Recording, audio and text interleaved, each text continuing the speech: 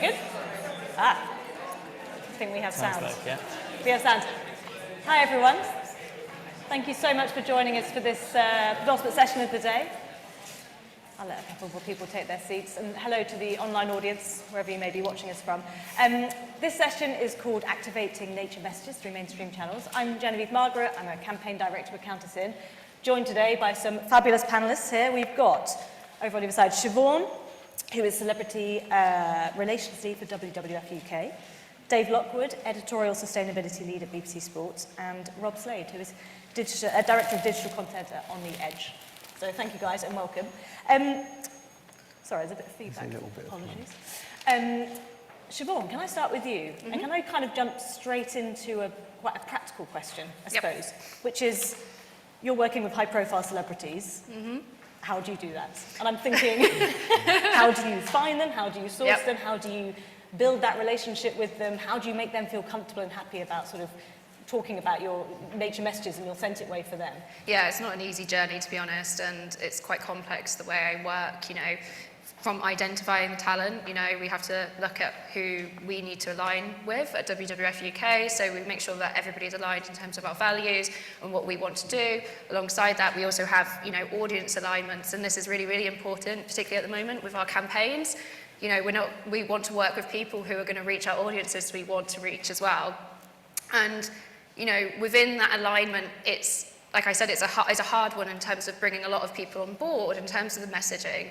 And it's, you know, encouraging that alignment with us as a charity, but also a part of that encouragement, there's different layers of how we encourage it. So, you know, we highlight the mutual benefits between working with us as an organisation, but also, you know, them working with us. I think WWF is very lucky in terms of the logo, the brand. You know, people want to work with us at all times, and there's a mutual respect there, and identifying exactly how it's going to benefit us as well as benefit them is key to any kind of successful partnership.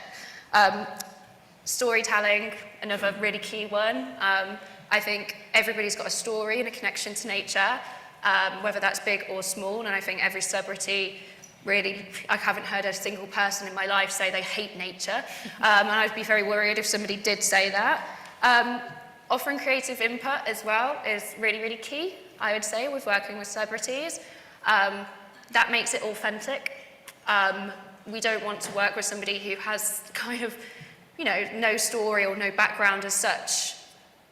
Well, we work with like a kind of a mix of different people who have different backgrounds within the space, but people who are passionate about the cause is really, really key. And offering that creative input with them to make sure that they feel part of it makes the journey and makes the story very authentic. The overarching thing, I think, with working with talent and how I do my job is basically building trust. It is a relationship job. Some of these relationships which I've had with certain celebrities and certain influencers have taken years of working and years of building trust and allegiance and making sure that they're aligning with our work, and being really, really transparent with the goals which you're trying to achieve with working with that celebrity or with that influencer.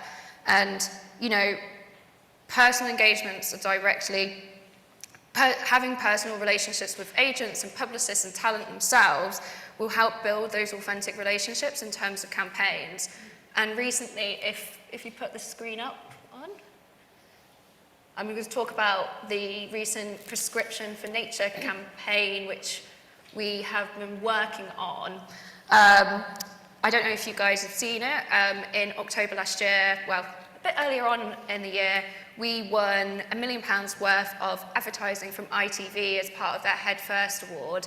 Then I had 16 weeks to create a campaign around it with the team, which was a journey in itself.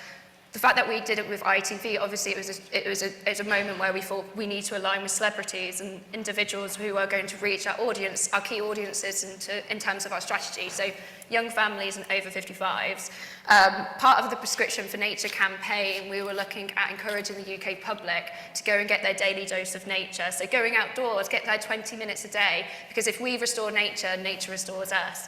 And that simple storytelling really had an impact in terms of making nature and the climate crisis relatable to the UK public. And doing that through celebrity talent like Andy Murray and Ellie Goulding was amazing.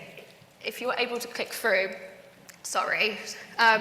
So we worked with Cal Spellman and Dr. Sarah Kaya, who was also featured in terms of our TV advertisement. Oh, which one do I press? The next one. Right, yeah. Okay. Joe Wicks and Dr. Sarah Kaya as pictured. And, you know, they took part in this Nature Restores Us series, which was also photographed by Conor McDonnell, who will feature on the next slide. And they were all talking about and gave quotes about how nature has restored them. It makes it relatable to the UK public. And I suppose one person in particular, you know, celebrities sharing how they get their daily dose, and our decision to use celebrities to front the campaign was perfect in terms of focusing. And this video, which I'm about to show, is a perfect example of how WWF aligning with a celebrity that fits his personal brand as well as us. So hopefully this works. I'm here at the wonderful Windsor Great Park for my daily dose of nature. Let's go. Woo! I always find that when I come here, I leave feeling calm and more relaxed. You know, working out in the gym is great, but when you do some exercise in nature, it's another level of mood boosting, mental health benefits, and so I love getting out as much as I can. I've always said this, movement is medicine, and when you combine movement and exercise with nature, that's the magic. Even getting out for a 10-minute walk somewhere beautiful and calming is so transformational. It helps us regulate our breathing, we release stress, we feel less anxious. It can fundamentally change how you feel. I think more than ever, people are experiencing stress and pressure. And even myself, I get stressed out. I've got 4 kids, I run a business, I've got a lot going on. And I know sometimes when you're feeling down or stressed or overworked, the last thing you want to do is exercise or get outside. But it is the most powerful thing to shift your mindset. So get some fresh air, get outside today, and change how you feel for the better. Go get your daily dose of nature. And yeah, so this is like a perfect example of exactly how aligning a celebrity who's so interwoven in terms of your brand and your image, but also your campaign has been such a huge success. He gave us a credibility boost. He gave that emotional connection. Now, a lot of people can look at that and go, God, I've got kids, oh my God, and it's stressful. I've got kids and I've got business and I've got things like that. People can relate to that pieces of content and have a emotional reach, emotional attachment to those things. And people like Joe Wicks are huge for us as an organisation because they get our message out there to people which we may not always reach. And can I ask you then about, and I think it's great, and I've seen this campaign around, and I think it does really resonate. But there might be people here and listening online thinking, this is great, but WWF as a brand, you know, like you said at the start, it's almost easier for you to have those conversations. That brand slightly opens the door for you. So if you're a much smaller organisation, but you want to start using celebrity or think about influencers, like thinking about the role of maybe the micro-influencer, and again, what's the process you might go to actually source and find those? And perhaps you can also talk a little bit about payment and actually the costs that might be involved in trying to actually work with some of these people. Yeah, so firstly, WWF as an organisation, we obviously at the moment are very focused on those big celebrities at the moment because we're trying to define and reach certain audience segments.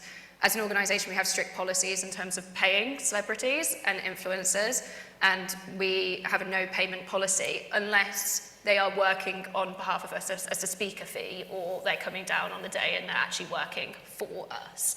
But those seem to be more technically more micro-influencers and people who work within that space and are community leaders, because the bigger celebrities will want to give their time to the charity for free for obvious reasons. So we have a strict policy with no payment for celebrity support. I think with micro-influencers, they are extremely important in terms of engaging with niche audiences, you know, and I think you have to think about it in a different approach, you know, focus on influencers who have strong connections to specific areas which you want to go. If you're doing a campaign which is about sustainable food, go to micro-influencers who are new and upcoming, who are making waves within the space in terms of sustainability and food. A lot of the time, you know, going to the big stars, the chefs, they may want to lend their support for free, but also putting your hand out and also supporting those new micro-influencers will help in terms of their development and also their storytelling. You know, and I've said this before in terms of the relationships with the biggest celebs, it's mutual. whoever you're working with in terms of a celebrity or a micro-influencer is a mutual relationship. You are helping them in their career as well as they're helping you in terms of your brand. So get them involved from day one. Make sure that they're part of it.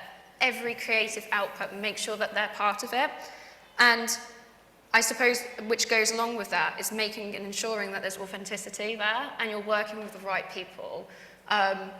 Do your due diligence on people.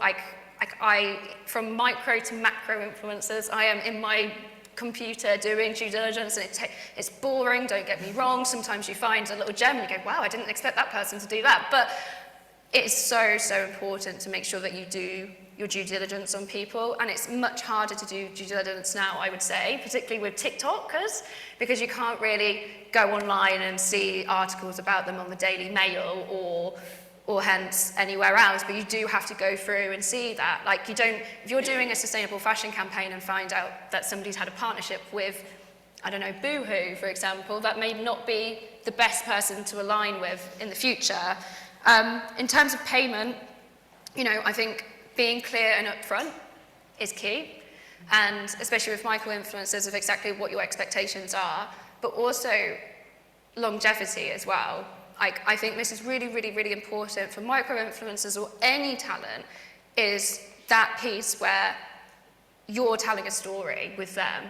It's just not just a one part. You should be looking at working with these people throughout their career and, you know, really focusing on how they can develop as well as yourselves can develop, and you can work together to make something unique and cool, and that, you know, they would appreciate it more and will want to work with you if you go in and think, you know, oh, I want you to be part of this campaign, but also we've got this, and it all interlinks in terms of one story. Nobody's interested of going in and going, do you know what, I want to support one thing and one thing only. It's boring. You want to take people on a journey, no matter what level, whether they're a high-profile celebrity or a micro-influencer. They will appreciate it because then you're aligning them with your brand, with your charity, with your work, really. I think that is key. You know, and another thing, just to go back, is learn from other campaigns. You know, your own campaigns, but also look at other people in the sector and see what's worked and what hasn't worked. And I think that's really, really key, is like to step back afterwards and evaluate and go, did that work or didn't that work? And if it did work or didn't work, it's being open and transparent with that influencer, micro-influencer, and go, I think this worked, and I think we should do this next in terms of developing it. Or if it didn't work entirely, you give that feedback, and if it did work, brilliant. What's the next step? What's the next step of that journey? And that's quite an interesting way to end that, because I'd like to ask Dave, you work obviously in BBC Sport, and sport and nature, you'd think, well, obviously, we're outside playing sports, the two should be so connected. And yet it feels like, you know, people coming to the sports pages or, you know, accessing BBC Sport in any which way, they're there for the scores. They're not there to sort of find out about nature. So how do you find it authentically weaving nature messages into content where people have not necessarily come for that, but to maybe get them to sort of see a different angle and then hopefully draw them back again? Yeah, it's interesting. I mean, as you say, the relationship between sport and the environment and nature is so intrinsic. In particular, I reckon, in two particular areas, air quality, water quality. We need healthy air to breathe, to exercise. We need clean water to sort of swim, to surf, and do all those things. But for so long, there was really no mention of this, and I think that's changing now. And you mentioned the word authenticity, Jen, and Siobhan mentioned authenticity, and I think that's really important. And so we have a two-pronged approach. Number one is that we are trying increasingly to just drop mentions of nature, mentions of climate change, mentions of environmental issues into our wider coverage. So we had the hottest day on record, was it last year, when it was 40 degrees, and there was a cricket match going on in County Durham, an England cricket match. And the match report of that game made reference, I mean, it was so transparently obvious if you were watching the game that the players were struggling. But there was a whole section in that match report that introduced, conversations about climate change and conversations about, it wasn't large, it wasn't huge, it wasn't long enough so that if you came to that for the match report, you were going to click away. We're trying to encourage our commentators and our pundits to be more confident. I think one of the issues here is that they don't feel authentic when talking about some of these issues, and they don't feel that they have the skills. And it's interesting, actually, if you ask a sports person to talk about nature, they don't say, oh, well, I'm not, you know, an ecologist, or I'm not David Attenborough, or I'm not. Whereas if you ask them to talk about climate change, they go, oh, but I'm not a scientist. They will talk about nature. They won't talk about climate change as easily. I think the other thing is that in their mind, climate change is all about lifestyle, and that's an issue for lots of sports stars. But so we've got those sort of more implicit ways of doing it, but we have some explicit ways of doing it that we are sort of looking to do. A lot of the work I do is around journalism, is around articles, but we also set up the Green Sport Awards 3 years ago, and that was specifically designed to not only tell stories about the environment and sometimes about nature. In fact, in the first edition, we had a 7-minute piece about sea turtles and manatees and the fight to preserve them in Florida, and that appeared on the BBC Sport website, and that was kind of one of my proudest moments, to get sea turtles on the front page of the BBC Sport website. But in the 3 years that we've done it, we kind of harness the telling of good news stories through these awards, but also with that athlete advocacy. So I've got a little video to share, which is our winner this year of the Green Sport Awards, Imogen Grant. She's a gold medal winning rower. She won gold at Paris this year, and she's also a junior doctor, and between training to be a junior doctor and training to win gold medals, she manages to speak up on the environment, and she's incredibly inspiring.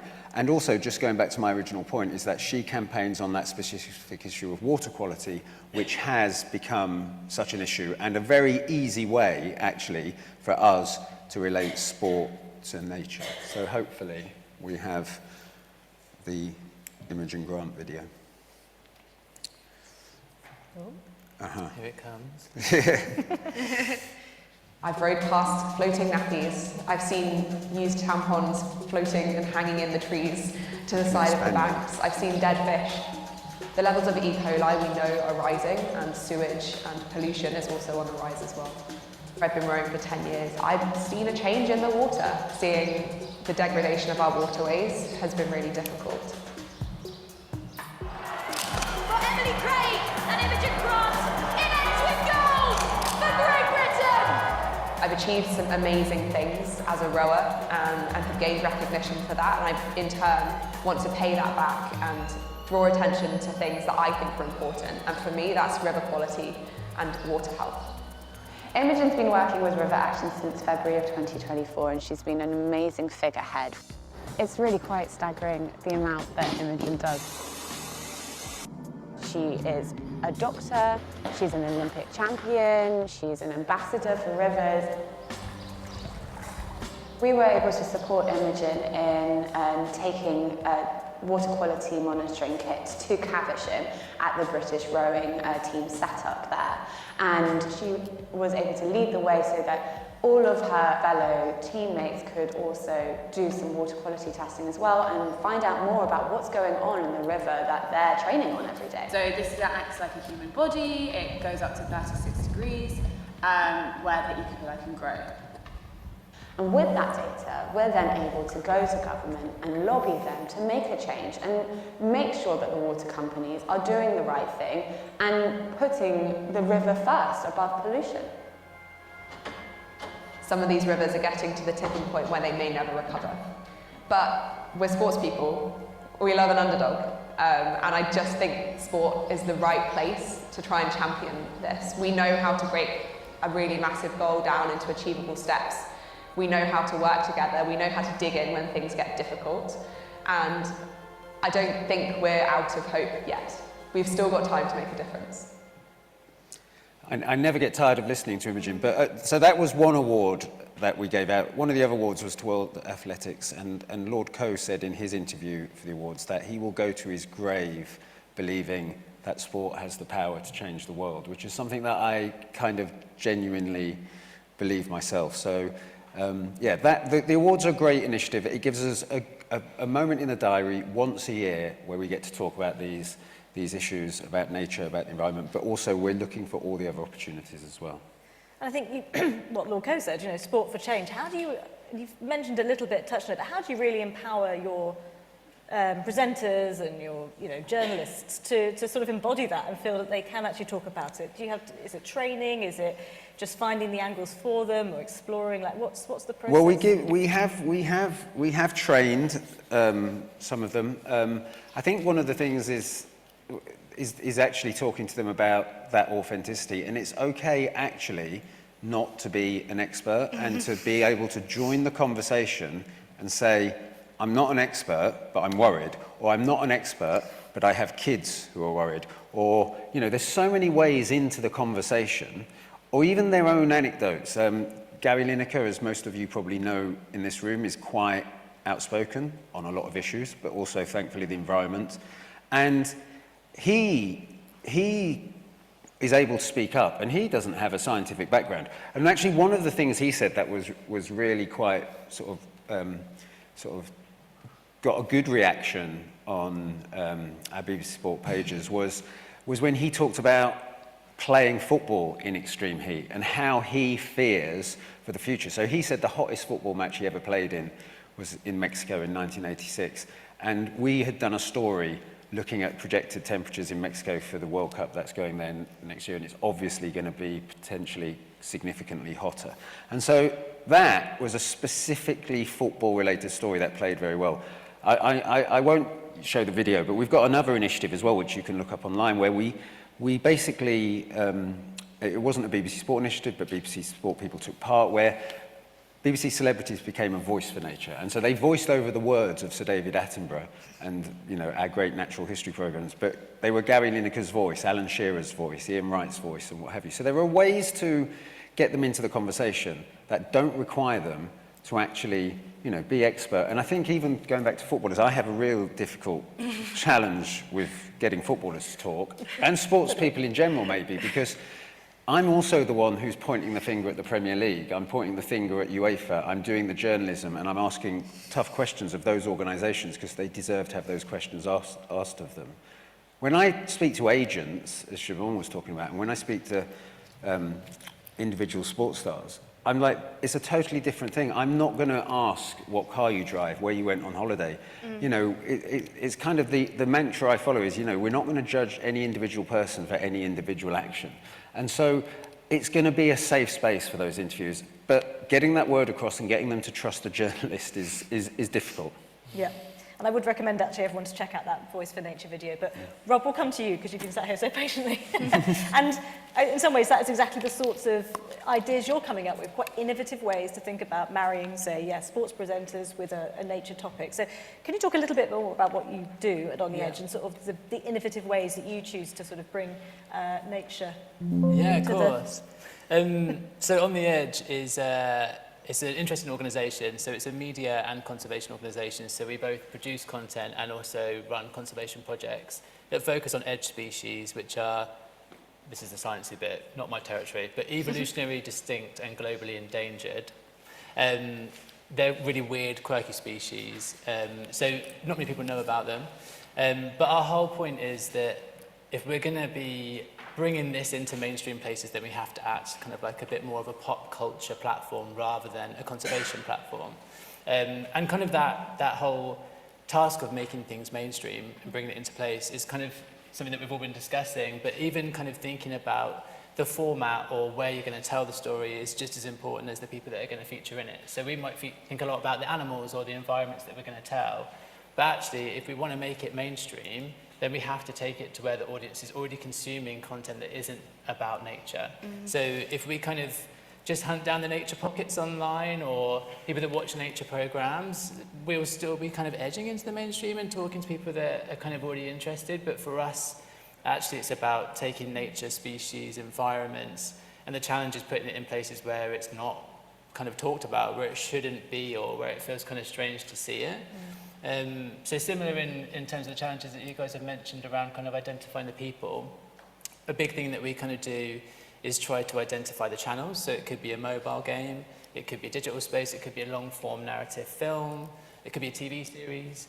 And then also trying to find the way in to talk about nature. So if we created, we've got a little influencer series that looks at makeup artists, but if we were to do a nature video and bring a makeup artist in, that would have a different effect to making a makeup video and bringing nature in. So we've discussed kind of authenticity. I guess the biggest challenge we face is how do we take and insert nature into little pockets of fandoms online or in different places or where nature isn't, and kind of wedge it in a nice way, but that still feels authentic, and it doesn't feel like we're kind of gate crashing a community, elbowing our way in and shouting, look at nature, look over here. It's a tough challenge, but there are ways that you can do it, and it is about finding the right people, the right channels, the right message, and the right kind of layer of action or message or awareness that you want to kind of generate. Yeah, it's an interesting task. And do you have an example you want to share as well? Yeah, where's the little, is there a little clicker? I don't know if he's doing it. Oh, there. Let's have a It's go. the clicker. Oh, there you go. There you go.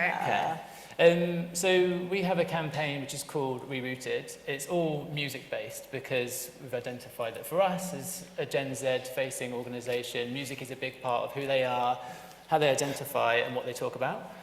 So we have a campaign or a content series called Rerooted, and it was really interesting to hear the sound bits and pieces earlier on. And the idea is that we're trying to use music to show that actually nature in itself is a musician, and that people can tune into nature and hear the wonderful sounds that are in it, and actually if they like music there might be an animal that's making a really lovely sound that they might enjoy too. So the premise is we capture some city-dwelling musicians but don't identify with nature at all. They haven't got a relationship with nature. We steal them from their locations, quite literally, blindfolded them, and took them out into the countryside, rigged them up with mics and lots of wonderful recording equipment. They had to go and find these sounds. They might generate them sounds themselves by like the lovely kind of exploration of stumbling across some acorns that they actually trod on, and the interest that that kind of sounds a little bit like a rattly cymbal or something kind of crazy. And then set them the really tricky task of coming together and doing a jam session and integrating those sounds of nature into a pop culture, pop performance.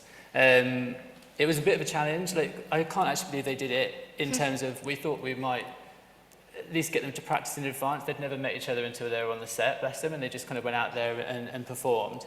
And it was really, really positive. But I guess one of the really interesting things we found is that actually it did kind of communicate that there is music in nature, and that actually if you took your headphones off for 5 minutes, there are actually interesting sounds to think about. But the way that we kind of positioned it was more that actually you love music, is there a way that these sounds could be sampled, could be introduced in music and kind of put together. And I know a big thing when we were chatting before, like it can feel quite hard. So that kind of, we're quite a small organisation, there's only 12 of us, and our budgets are quite tight. And sometimes it feels tricky to think about, you've got this idea, how are you going to create a whole campaign out of it or a whole set of content? But actually, we have a really, I mean, a lot of people say this phrase, but I really hate it, but we call it sweat the assets, where it's kind of thinking about what you've got in your arsenal of a shoot or whatever it might be to kind of create a lot more content. And you think at first you've kind of got one story or just the script is the story, or whatever, but actually there's so much that kind of goes into it. So out of this one shoot and a little event that we held, we did a gig too, we were able to generate 59 posts, which is a lot of content that sits across a lot of channels. And there's actually a real opportunity to kind of create really relatable narratives. And I think that's something that whenever we work with anyone, it's always about finding those extra bits. So in that performance, the lead singer, they were singing a song called Ladybird, which was actually all about a really lovely moment where the singer found a ladybird in a puddle and scooped it out, and it rested on her finger for a minute before it flew away. And so we were able to kind of unpick, even on a small level, about the species, so letting people know that there are more types of ladybirds than just the one that they might be sort of used to seeing, so kind of playing a little game. That kind of tattoo-y style one was a little bit about the communication of what their spots mean, or we do a lot of meditation videos and inspiration videos, and it was actually teaching people to be inspired by the ladybird. I don't know if you know this, but ladybirds just like to play dead all the time. If they get freaked out, they're just like, no, I'll just play dead. So there's a video about kind of, yeah, exactly. That was me before this. Yeah. There's a video about like prepping for your first date, just play dead. Kind of fun. And then I would say, and I don't know if you guys find the same thing, but you kind of activate an audience and bring a new community in. So pop music, for example, massive audience, massive community, massive opportunity. But if you just do like one little splash, there's a chance that that audience might disconnect again or kind of move on. And actually, if you're trying to change behavior or change perception, it's all about frequency and kind of getting people to see more content that they kind of feel affinity towards. And I guess one of the biggest things we kind of explore is not always having to make it like a huge production. So that shoot for us was really big, but then we just invent loads of other small little franchises around it that talk about music. And these are ridiculous, but we will sort of hack album artwork. So there's like the Secretary Bird was all about like the Taylor Swift album, and the little sticker that's kind of limited edition tells you how many of that species are left. And actually on the reverse of the album cover, there's lots of silly pun names about the stories that are kind of in there. But that's quite easy for us to produce. So it might feel like you've got a big mission ahead if you're trying to enter like a pop or mainstream narrative. But actually, when you really sit down, you might have one big idea, but you'll find after a couple of brainstorms, actually, there's loads of small ones that kind of fall out of it that are really quite light lifting and that might be able to unlock some other chatter as well.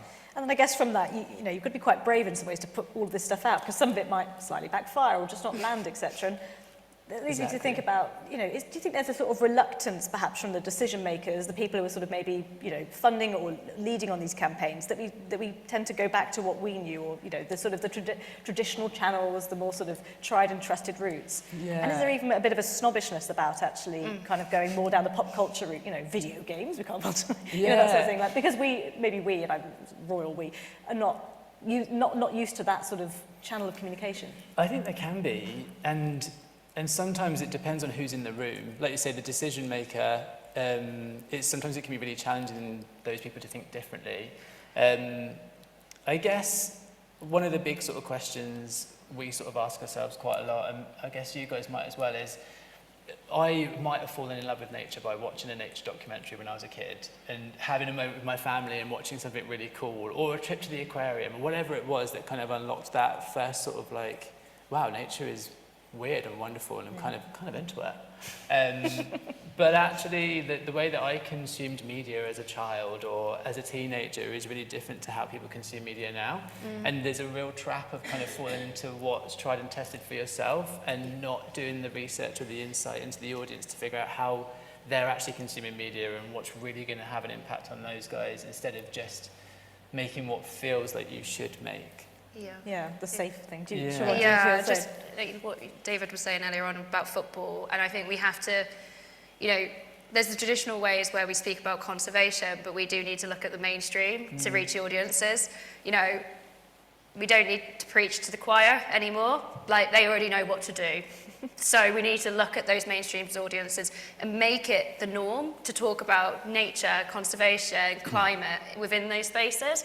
So people get up and go, oh, okay, I saw it on BBC Sport. Oh, I saw it on Corrie. I saw it on Emmerdale. That is the dream, where we see climate and nature messaging throughout those different platforms, because then people will resonate and understand the climate and nature crisis in a way which is relatable to them, and it's in front of you, and it's easy. You know, nature is a good gateway, I think, in terms of talking about climate, which is a lot harder to talk about to a lot of people. And I think using mainstream channels, particularly through celebrities, and, you know, they're well respected and well loved, is so vital in terms of us progressing within this sector.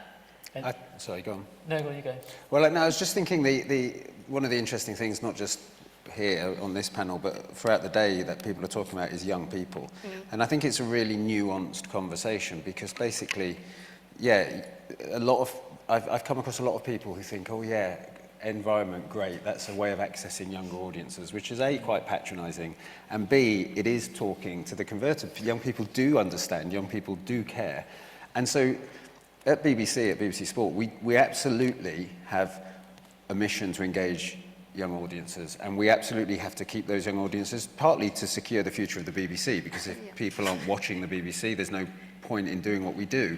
However, I think the real opportunity with sport is getting to those other audiences who perhaps aren't engaged and who don't care or don't get it. And so I think that you have to balance the conversation, and downstairs in the media justice session just before this one, I think there's a real interesting thing about how you can get really sort of bogged down into young people and old people and young people and old people and who we're aiming what at, who we're aiming what at. I actually think that the responsibility is actually on the generation of people who, you know, are in positions of power and positions of influence, and some of them are young people, but it doesn't matter what your age is, it's just basically advocating and getting that message across. And so with sport, I do think that the opportunity is there for that older generation, and also, by the way, a global audience, because sport is probably the one true global language. Even culture, music, film, like even Taylor Swift does not necessarily go as far as football does. Yeah. My dream, I need to hit you up, my dream is still to get Mo Salah involved with any kind of nature messaging. So, you know, having a voice like that, talking about nature and climate would just change the whole ball game, like it literally would, because somebody advocating for these sort of messages would reach not only a UK audience but a global audience. It would be, that's my dream. Just saying, if Mo Salah's agents are in the room, which I don't think they will be, it's not a personal, like, you know. He's too busy negotiating his way out of Liverpool. Sorry. Yeah, instead of asking the negotiating, maybe he should have did some nature messaging. I was going to sort of say as well, like I think it's all about the depth of the message. Yeah. So you want to have like layers, or we often talk about like a breadcrumb trail. So you might have something really hard hitting, or something that feels like it's more closer to like really impact driven or really tangible. But at the same time, it's okay to have something which is really awareness driving. But you can create like a user journey to something that is more kind of measurable or impactful. So with Rerouted, if we're talking about birds, like there'll be other content that sort of runs down in there about how to care for birds and support birds within the environment that you live in. Then that could lead through to what biodiversity loss means. And biodiversity loss is here in the UK as well across the world. So it's kind of like figuring out those levels of like complexity, but making it accessible so you don't have to be a true nature fan to kind of get it. I think that's kind of the biggest bit. I have more questions, but I'm conscious of time, and I think there might be some questions from the audience. So we'll start with questions in the room, and then we can go to questions online. And I think if you could just wait, there'll be a roving mic coming your way. Go to the gentleman in the blue jumper whose hand was up first. God, that's loud. Hi everyone. So this is a question for the whole panel, but I'm going to use the context of the rower video because I thought that was a really nice. Video. But also water quality is a topic which is really multifaceted. Yes, you know, the message in the video is 100% right, but there's also quite a lot of underlying issues around how that's going to happen. Is that policy? Is it spend? You know, and I'm purely using that as an example. How do you navigate around that subject matter, particularly like, say, the BBC, where you have to be showing that sort, you know, from every angle, whether it's backed in science or whatever that messaging is. How do you navigate around those issues to not be to actually work from a communication point of view and not be incendiary? It's an interesting one. So there's a few things in there. Number one is that, so the video by its very nature, it tried to harness two things. One, it tried to draw attention to the fact that there were water quality issues. And number two, in that final little segment where she talked about the power of sport coming, you know, getting together, fighting back, you know, resilience and those sorts of things, it tried to also inspire through that sporting language. I think when it comes to water quality, we've actually done quite a lot. So the offer is much wider. And so there was a companion piece to that video that was a written piece where you can go into a little bit more depth than you're ever able to really in 2-minute sort of TV videos. I don't know if what you're getting at there is the issue of impartiality as well, or, to a certain extent. I'm not sure. It's more to do with keeping the quality of the message and the impact really high by not leaving room for comeback, effectively. So it is a bit about, maybe the BBC, you might frame it up as impartiality, but maybe for the WWF, it's more about making sure that there is a really high quality and sort of inclusive and accessible nature about the message. Just very briefly, I think the water quality I think it's a good question, but I think the water quality story is a bad example, because actually there is consensus. Even if you speak to the water companies, who are the ones who are systematically, being held responsible for what is going on, even if you speak to the previous government under whom the sort of like the growing urgent emergency sort of came about, everyone is still saying the same message: we want clean water, we deserve clean water. So it's almost like there is no kickback on that. If, however, you do a story about Premier League footballers taking 17-minute flights from Leicester to Manchester, it's amazing the amount.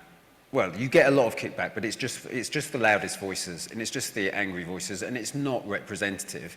I think that story that we did, and it was a story we did about Premier League flights, it took off, and it took off solely, I think, for one reason, and that is because I don't think there are very many people in this room, in this city, who would take a 17-minute flight from Leicester to London. It just showed such a crass lack of awareness to the wider issues that people resonated with it. And we've done stories that have much more, impact on the environment, and I think are way more. Those emissions from a 17 flight, tiny. The emissions from these footballers flying around, tiny. There are way bigger issues, but I think people's sense of injustice on that was bigger. But we have to listen, we have to do our research, we have to listen to those critical voices, but generally if there is a kickback and it is in the comments section, you kind of have to take that with a pinch of salt. And that's why nature actually is such a better way in, because climate has become sadly divisive, almost politicised, and it means that people do step back and don't necessarily want to talk about it, presenters, etc., celebrities, but nature, it's usually a win-win. But yeah, I suppose within the WWF, in terms of that, and any kind of NGO or any kind of climate communicator or nature communicator, BBC have certain rules in terms of things. If they're reporting that, we should be giving the solutions and giving the positive actions which they need to do to improve. So, us as communicators should be having those discussions and seeing that and going, this is what we should do in terms of next steps, what the general public should do, what politicians and the government should be doing, what local councils should be doing. That is the messaging which we should be doing on the back of reporting and brilliant work like that, really, because that's our space and our opportunity to really make a difference. Yeah. There was a question, I think, from the lady in front here.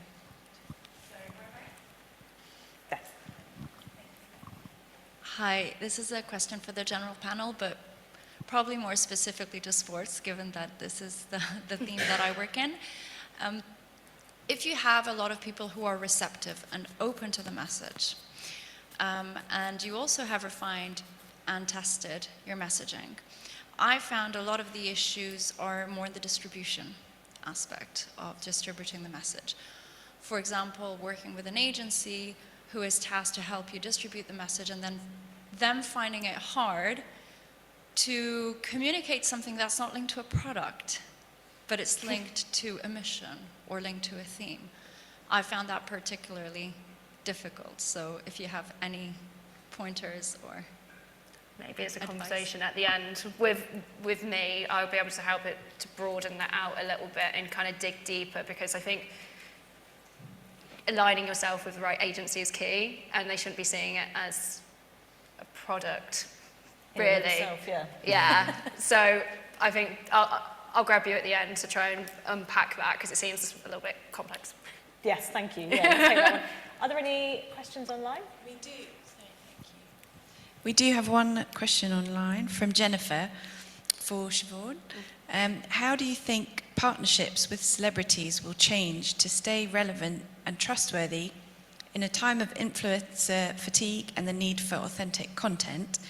Will new technologies like AI and AR affect these collaborations and the authenticity of content? Big question. I think they will change, and I think we all have to adapt with that change and work with celebrities and talent in terms of what works for them. In terms of AI, I'm no expert on AI, to be honest, and I have no clue where that is going. So I cannot speak in terms of that, but I think it's all about being adaptable. We're in an ever-changing world. This world is complicated as it is. And I think we need to work with each other to create messaging. And, you know, I think celebrities in themselves, you know, the idea of celebrity is changing as well. You know, we're on TikTok. I would consider some TikTok stars now as celebrities. I'm obsessed with some of them. I'm like, wow, if those people and those individuals started speaking about things, it would be huge. And I think it's navigating our way through an ever-changing world in terms of making sure that we're ahead of the curve as well, and working with voices and people who are going to make a difference, but also highlighting those community leaders and influencers who are on the way up and supporting them in terms of their journeys as well. And I think that's really, really, really key. But yeah, I think it will change. I don't know what it's going to change to, because I don't know what's next for X, Twitter. I don't know if there's going to be another social media site in the next year. If there is, God help my phone. But it's working with the times and looking to the future and working with those celebrities to make sure that they're on a journey. And I think what we were talking about earlier on, there's certain areas of like making sure that we're going on a journey with all these individuals. And the emotional aspect. I think that's the thing. It's people want to see their peers, and they want to see, like, you will always get early adopters and people that are brave and go and do things first, but the majority of people want to see a movement they can join rather than be the first person to make the move. Yep. And it's, I think, you know, that's the emotional part of like real people, whether they're influencers, celebrities, or your peers, friends, whoever they are. Like, if you can make the conversation feel normal and part of what you would normally consume, then you kind of get the movement. And I think it's interesting that sort of how people are using AI, but there might not be that might be sort of more of a transactional piece about information, but the emotional connection of the story maybe still comes through from that peer or relationship part. Yeah. It'd be interesting to see where AI goes in the next year. I feel like it's gonna... We'll all be replaced by AI. Yeah, will I be on the beach somewhere? Like, as long as you're interacting with nature. Yeah. I think that brings us to time. So thank you so much for joining us. Thank you everyone for being here as well. And there's one more session of the day, so take a step. Thank you.